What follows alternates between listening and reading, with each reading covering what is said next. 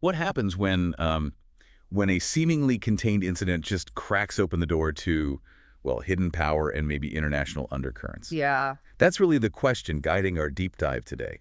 We're looking at this perplexing case out of Britain.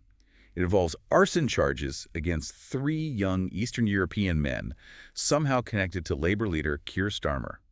It really is remarkable, isn't it, how sometimes a local crime can sort of reflect much larger, often unseen forces at play. Definitely.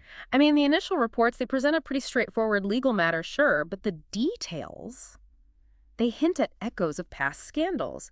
And maybe, just maybe, deeper manipulation. It's giving me such a strong sense of déjà vu. It reminds me so much of the 1963 Profumo affair. Oh, yes, the classic example. Think about the parallels, right? You had sex, whispers of spying, powerful figures all tangled up.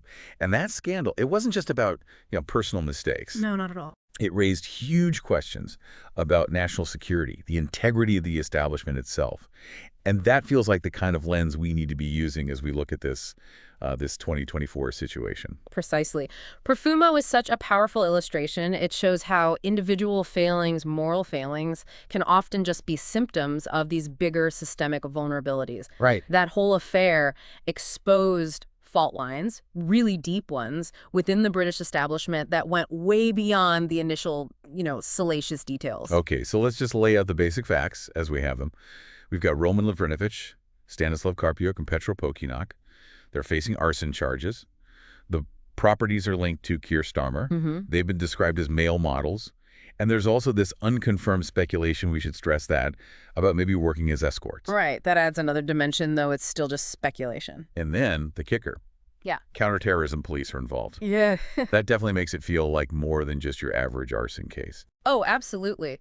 The involvement of counterterrorism, that certainly elevates the whole thing beyond standard criminal procedure. It strongly suggests a potential national security angle. What release? Or at the very least, a desire to treat this with the, utmost seriousness. Something's different here. So our aim today, as you probably expect, isn't really to get bogged down in the minute by minute of the alleged crime itself. No. We want to explore the potential for something bigger operating just beneath the surface.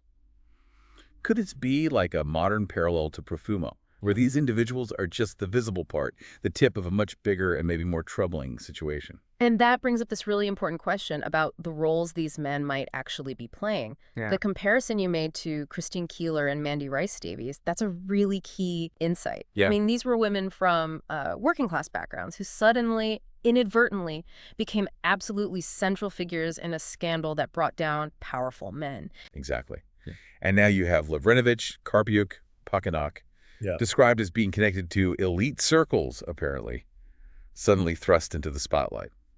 Are they just the ones who got caught, the sort of visible actors in a drama with much, much higher stakes? And the parallel to Stephen Ward is also really worth thinking about. The osteopath. Yes, the socialite who connected Keeler and Rice Davies with all their influential clients. And he ultimately became the scapegoat, didn't he? He really did. So could these three men be playing a similar kind of role, maybe even unknowingly shielding others from any scrutiny? Are they effectively just holding the match for someone far more powerful who remains completely untouched? This is where things, for me, take a particularly interesting turn. The timing. Ah, yes. The timing. It just raises eyebrows, doesn't it? Starmer, who's generally been pretty cautious on foreign policy, recently took quite a significant step. He imposed sanctions on violent Israeli settlers and their networks. It's a noticeable shift.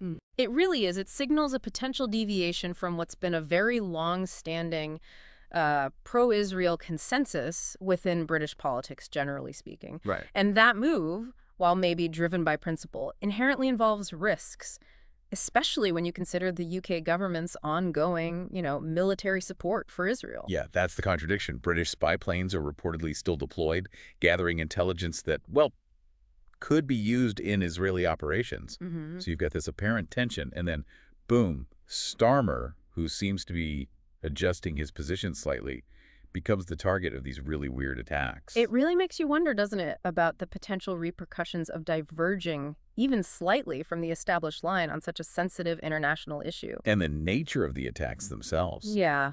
That warrants a closer look, too. Definitely peculiar. Targeting not just his current home, but also a former address from way back in the 1990s. and a car he doesn't even own anymore. It's not typical political vandalism, not at all. It suggests something very deliberate, very targeted, and with this weird level of personal focus. The specificity is just striking.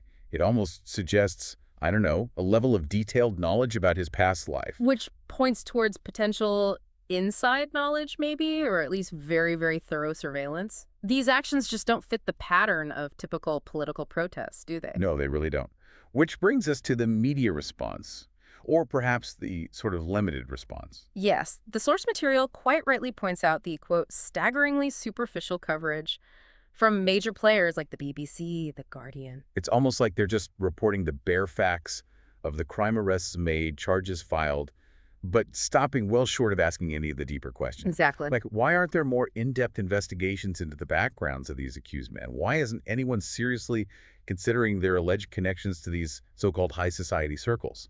What seems to be missing is that element of real investigative curiosity, a willingness to even explore the possibility that these men might be linked to broader networks involving, as the source puts it, sex, secrecy, and influence. The kind of dynamics we saw in Profumo and much more recently with Epstein. Precisely.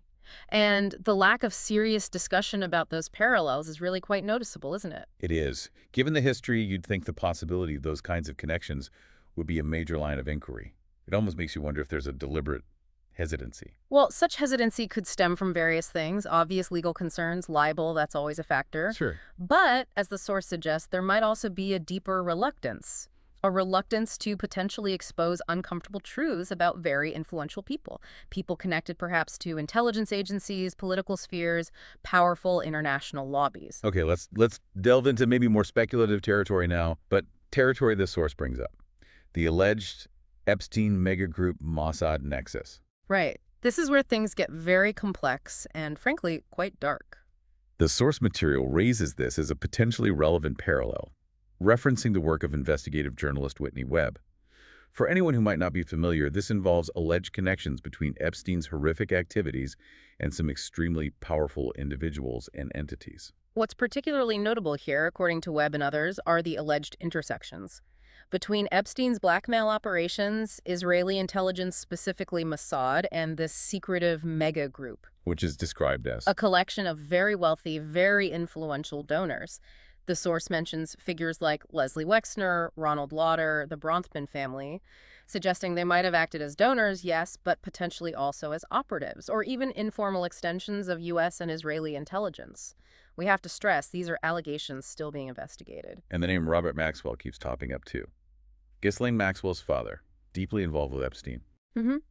He's described in some accounts as having alleged ties to Mossad himself and involved in all sorts of clandestine activities, blackmail, arms trafficking, media manipulation. It paints a picture of a very shadowy, very powerful network operating behind the scenes. The example the source gives about Ronald Lauder seems quite illustrative here. Yes, the alleged involvement in Epstein obtaining a fake Austrian passport, while Lauder was the U.S. ambassador to Austria. Right. And Lauder's connections to figures like Roy Cohn, Donald Trump, Benjamin Netanyahu, it suggests connections that, well, go beyond mere coincidence, perhaps. The source calls it statecraft in the shadows. It highlights these blurred lines between espionage, big business, political influence, and potentially compromising information or compromat. It's really quite unsettling to think about how these kinds of networks might just adapt and continue operating each after a figure like Epstein is gone. Well, the source mentions Ehud Barak, former Israeli prime minister, known business associate of Epstein, and his surveillance tech company, Carbine. Carbine, right. Staffed by former Israeli intelligence people, marketing public safety software. And the crucial point of comparison made is to the old bugged promise software scandal from the 1980s. Oh, okay. The potential for access to vast amounts of surveillance data, this time potentially involving U.S. citizens via public safety systems, it raises huge questions about oversight and the possible misuse of technology for intelligence gathering or, well, worse. So we keep seeing this pattern emerge, don't we? These powerful individuals operating within these less visible, often protected systems. And when things go wrong, we're threatened to come to light. There seem to be readily available disposable fall guys who end up taking the blame or at least diverting the attention. The source sums it up pretty effectively. Stephen Ward in the Profumo affair. Mm-hmm. Those who apparently tried to raise alarms about Epstein and Maxwell, often silenced or ignored. Right. And now, potentially, Lovrenovich, Karpiuk, and Pokinak in this context involving Starmer. And the fundamental questions, the really disturbing ones, they just keep coming back, don't they? How is secrecy being abused in these situations? How might scandal itself be deliberately manipulated? And ultimately, who gets sacrificed? Who takes the fall to protect those really pulling the strings? If we connect this right back to the beginning, the arson attacks, Starmer's subtle policy shift regarding Israel, the idea of control becomes a really central point to consider, I think. Hmm. Could these events, whatever the legal outcome for the accused actually turns out to be, could they be intended as a form of messaging? A warning, perhaps? A way of reasserting a particular order or a set of expectations? The source concludes by referencing that iconic photo of Christine Keeler sitting naked on that chair. Yes, suggesting that the visible scandal, the surface drama that everyone sees, it might just be a carefully constructed prop. Designed to distract us. Exactly. Distract us from the deeper mechanisms of how power really operates behind the curtain. So just to briefly recap then, we've drawn these parallels between the current Starmer arson case and the Profumo affair, highlighting those recurring themes, hidden influence, seemingly small scandals exposing bigger structural issues. Mm-hmm. And we've also looked at the troubling parallels, or potential parallels, with the alleged Epstein network, emphasizing the potential abuse of secrecy, the use of seemingly expendable people to shield powerful interests. So as you're thinking about all this, maybe consider this final, perhaps unsettling thought. Given all these potential layers of secrecy, these intricate webs of connection we've just explored, how many other seemingly isolated events we see in the news might actually be interconnected pieces of a much larger unseen game of power? And who truly benefits, in the end, from all the smoke and mirrors that often surround political scandal?